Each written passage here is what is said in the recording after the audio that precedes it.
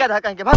काहे मारतानी सर जी? अरे बड़ा अनेरिया लइका बारे का भइला? देख हम तोरा के बताओ तनी रहने उतरे बोल तो मनुष्य काहे खातिर पानी पिएला? कौन मनुष्य? अरे आदमी काहे खातिर पानी पिएला? कौन आदमी? अरे हमनी के काहे खातिर पानी पिए नहीं जा? मुते खाती। अरे गधा हमनी के पानी पिएला के का जरूरी बा? मुते खाती। अच्छा ये बताओ तो पानी पिएला से का फायदा बा? उहे फायदा बा। का फायदा बा? पानी पियब तो पेशाब करब। अच्छा ये बताओ तो ये सब तोरा के बताओ रे? हमार मैडम जी बतैले बड़ी।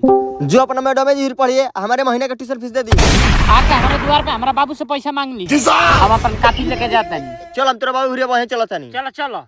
ए सतरंगी भाई केने बड़ा हो? अब है ना ताव तो का भइलो?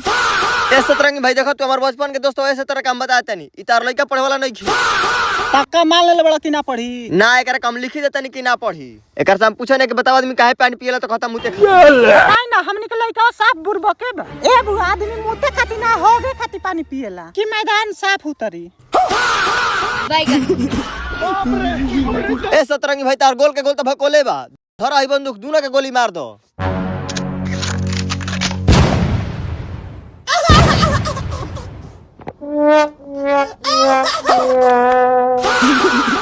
अब भाग रही तब कांड हो गई। बाप रे।